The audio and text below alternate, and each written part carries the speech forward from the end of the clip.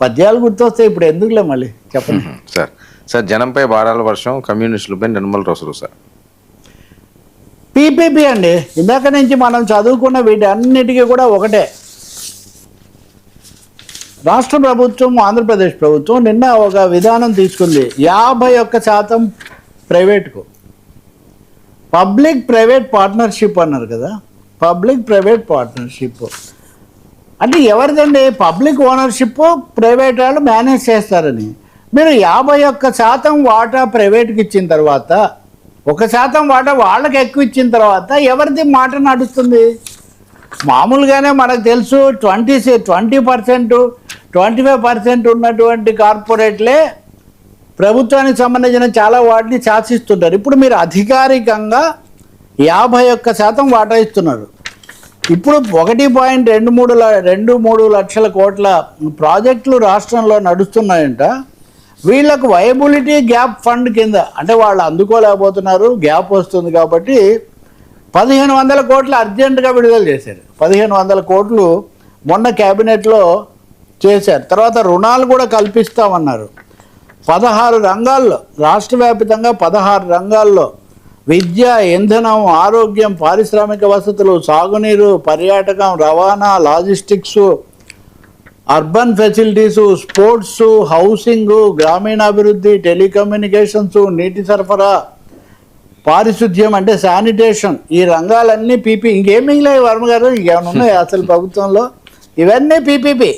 PPP means only P. Big P is private, small P is public. ఇంకా తర్వాత రోడ్లు, పోర్ట్లు, shipping హార్బర్లు, విమానాశ్రయాలు, లాజిస్టిక్ హబ్స్, ఇవి కూడా ప్రైవేట్ భాగస్వామ్యానికి పెద్దపీట వేయడాన్ని నిర్ణయించుకున్నారు.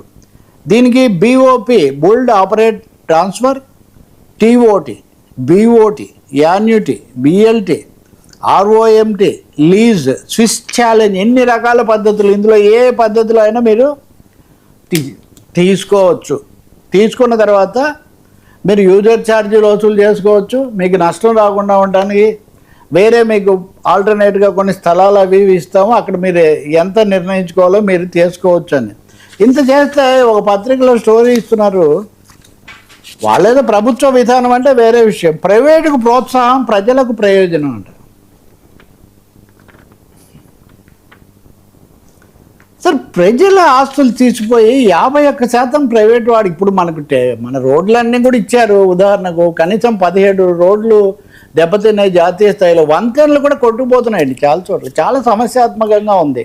ఇప్పుడు ఆంధ్రప్రదేశ్లో పోలవరము, తెలంగాణలో కాళేశ్వరము రెండు కూడా రిపేర్లకు వచ్చి ఖర్చు కనీసం ఇప్పుడు ఆ పోలవరానికి 35,000 కోట్లు అదనంగా కేటాయిస్తూ తీర్మానం చేశారు. నేను చెప్తుంది ఏమంటే, ప్రైవేటు కార్పొరేట్ అంటే పర్సే అదేదో చాలా ఏమనాలి ఎక్స్పర్టైజ్ ఉంటుంది అని అన్నీ వాళ్ళకి ఇచ్చేస్తే వాళ్ళు పరిష్కరిస్తారని అనుకోవటం కూడా సరికాదు. దీన్ని ఆలోచించాల్సిన అవసరం ఉంది. దీని మీద తీవ్ర విమర్శలు వస్తున్నాయి. ఇంకో మాట కూడా ఉంది. ఇప్పుడు ఈరోజు ఉదాహరణకు వైసీపీ వాళ్ళకి సంబంధించిన పత్రికలో ఈ పీపీపీ, యూజర్ ఛార్జీలు ఇవన్నీ ఎలా ఉండాలి ఇవన్నీ రాశారు. కానీ సమస్య ఏమంటే కార్పొరేట్లు మారట్లే. ఇక్కడ కార్పొరేట్లు వాళ్ళే, కాకపోతే వీళ్ళు కాదు వాళ్ళు కాదు వీళ్ళు వస్తారు. ఇప్పుడు అదానీలు, రిలయన్స్లు వాళ్ళేం మారడం లేదు. కాబట్టి ఆంధ్రప్రదేశ్ కానీ తెలంగాణ కూడా ఆ మాటకు వస్తే ఎట్లా జరుగుతుంది ఇది అనేది పెద్ద సందేహంగా ఉంది. ఈ సమయంలో నేను మీరు అన్నట్టుగా సెకండ్ సైడ్ చెప్తున్నా. నిన్న దేశమంతా జైలు భరో చేశారు. 10 లక్షల మంది అరెస్ట్ అయ్యారు దేశవ్యాప్తంగా. తెలంగాణలో, ఆంధ్రప్రదేశ్లో కూడా దాదాపు 150-200 చోట్ల ఈ నిరసనలు జరిగాయి, కార్యక్రమాలు జరిగాయి.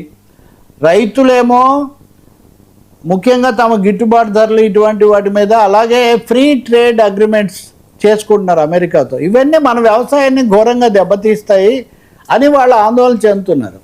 కార్మికులేమో ఈ లేబర్ కోడ్స్ అనేవి 4 లేబర్ కోడ్స్, 10 గంటలకు పరిమితి లేదు, వారంలో ఎప్పుడైనా చేయించుకోవచ్చు, కనీస వేతనానికి గ్యారంటీ లేదని కార్మికులు వాళ్ళ ఆందోళన. ఇంకా అసలు కార్మికులు కాదు, ఉద్యోగులు కాదు, అవుట్ సోర్సింగ్, కాంట్రాక్ట్ పద్ధతి, నో జాబ్ సెక్యూరిటీ, గిగ్ వర్కర్లుగా పెట్టి రకరకాలుగా చేస్తున్నందుకు యువత ఎందుకు వచ్చిందండి బొద్దింకల ఆందోళన అంత ఎక్కువగా?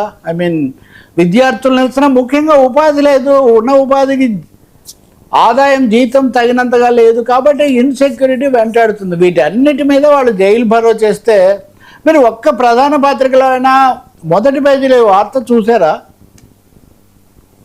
ఒక్క పత్రికలైనా ఛానల్స్లో సరే వాళ్ళ కవరేజీ లైవ్ని బట్టి చేస్తుంటారు. పోనీ జరగలేదా అనుకుందాం, జరగలేదనన్నా రాయొచ్చు కదా. అంటే ఎటు తిరిగి ఇప్పుడు ఉద్యమాలు తగ్గిపోయాయి, గతంలో లాగా పోరాటం లేదు, స్పిరిట్ అయింది. జరిగిందాన్ని మనం ఏమైనా ఇస్తే ముందు అసలు నేను పొద్దున్నే ఇందాక చూస్తున్నా కామ్రేడ్స్ నీరసపడ్డారా అదే ఇదని. సరే అవహేళన చేయడం చాలా సులభం అండి. వాటిని అట్టి పెట్టడము, కాస్త నోరు లేని వాళ్ళు, అణగారిన వర్గాలు, హక్కులు కోల్పోతున్న వాళ్ళు, దాడికి గురవుతున్న వాళ్ళు, పతితులారా భ్రష్టులారా బాధా సర్పదష్టులారా అని చెప్పినట్టుగా అటువంటి వాళ్ళ తరఫున గొంతిప్పే వాళ్ళకు కొంచెం మన మీడియాలో కాస్త చోటు ఇవ్వాల్సింది పోయి, ఇదిగో ఇప్పుడు మనం చూసినట్టుగా పీపీపీకి ప్రభుత్వాలు పీపీపీ అని వాయిస్తారు కదా పిల్లలు. పీపీపీ అంటే పిప్పిపి అన్నట్టుగా తయారైంది ఇప్పుడు పరిస్థితి. ఇది ఈ సమయంలో నేను ఇంక చివరి కొసమేర్పు కమ్యూనిస్టుల మీద రుసరుసలు ఎవరంటే నిర్మలా సీతారామన్ గారు. నిన్న పార్లమెంట్లో జాన్ బ్రిటాస్ రాజ్యసభ సభ్యుడు, ఆయన ఒక నోటీస్ ఇచ్చారు.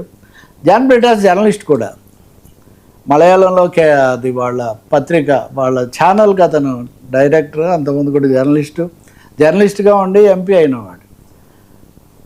ఈ మొబైల్ పేమెంట్స్ అనే వాటికి మీరు యూపీఐకి ట్యాక్స్ వేయడం చాలా అన్యాయం. ఇది మీరు అప్పుడేమో మీరే నోట్ల రద్దు చేశారు, దీని ద్వారా అబ్బో నేను తెచ్చానని పోటీ పడ్డారు. ఇప్పుడు హఠాత్తుగా దాని మీద పన్నేస్తే ప్రజలకు భారం పడుతుందని అడిగితే మేము ప్రజల మీద వేయమండి, వ్యాపారుల మీద. వర్మగారికి ఏం చేస్తారు మీరు వేయటం, కానీ వర్మగారు నన్ను బాధతారు అంతే కదా. ఇది కూడా కలిపి ఇప్పుడు ఆర్టీసీ బస్సు ఉదాహరణకి ఇందాక మనం రోడ్డు అన్నాము, టోల్ గేట్ వాడే కడతాడు, కానీ దానికోసం మొత్తం బస్సులో ఉన్న ప్రయాణికులందరి మీద ఆర్టీసీ వసూలు చేస్తుంది. ఇంక ప్రైవేట్ వాటి సంగతి చెప్పేదే ఉంది. కాబట్టి మీరు యూపీఐ పేమెంట్స్ మీద వేసే ట్యాక్స్ టోల్ అల్టిమేట్గా పాపాల భైరవుడు భారాల బాధితుడు ఎవడంటే సామాన్యుడు అవుతాడు. ఈ విషయమే అడిగాడు ఆయన, ఎవరు జాన్ బ్రిటాస్. అంతేకాకుండా ప్రధానమంత్రి గారు గతంలో అంతర్జాతీయ సమావేశంలో పాల్గొంటూ we in India have provided a very free transfer facility to all our citizens అని మోదీ గారు అన్నారు. మరి ఇప్పుడు మీరేమో ఛార్జ్ చేస్తే తప్పు కదా అని అంటే నిర్మలా సీతారామన్ గారికి చాలా కోపం వచ్చింది. మీరు వినరు, వాకౌట్ చేసి వెళ్ళిపోతారు, అసలు ఈ కమ్యూనిస్టులు పిరికి పందలు, ఈ కమ్యూనిస్టులు దేశానికి ఎప్పుడు హాని చేస్తారు అని ఆమె చాలా తీవ్ర స్థాయిలో కమ్యూనిస్టుల మీద విరుచుకుపడ్డారు. నిజంగా ఎవరైనా నమ్ముతారా? ఇది మా మీద పడదని నమ్మేవాడు ఒక్క భారతీయుడు కూడా ఉండడు. పెంచిన ప్రతి పన్ను నా నెత్తి మీదే పడుతుంది, నన్నే బాగుతారు చివరికని అందరికి తెలుసు. మీరు ఇచ్చినప్పుడేమో ఆన్లైన్ పేమెంట్ చాలా అద్భుతం అని అప్పుడు చెప్పి దానికి నాది క్లెయిమ్ అంటే నాది, ఇప్పుడు ఎవరు మాట్లాడరు. కాబట్టి నిన్న పార్లమెంట్లో నిన్న రాజ్యసభలో నిర్మలా సీతారామన్ ఆర్థిక మంత్రి తీవ్ర స్థాయిలో జాన్ బ్రిటాస్ను టార్గెట్ చేసి కమ్యూనిస్టులను ఎప్పుడు ఇంతే కమ్యూనిస్టులు అని చాలా దాడి చేస్తున్నారు. కానీ నిజం చెప్పాలంటే ఈ రకరకాల ఈ ప్రయోజనాల మధ్య కాపాడుకోవాలంటే ఇదిగో ప్రజలు జైలు భరో చేయాలి, బుద్ధింకేలాగా నిరసనలు చేయాలి, రైతుల్లాగా ఇప్పుడు పార్లమెంటు మార్చి చేయాలి. ఆ దిశలో అనివార్యంగా నడుస్తుంది. ఇంకా ఎవరు ఏం మాట్లాడినా జీవితమే నడిపిస్తుంది. ఇంకా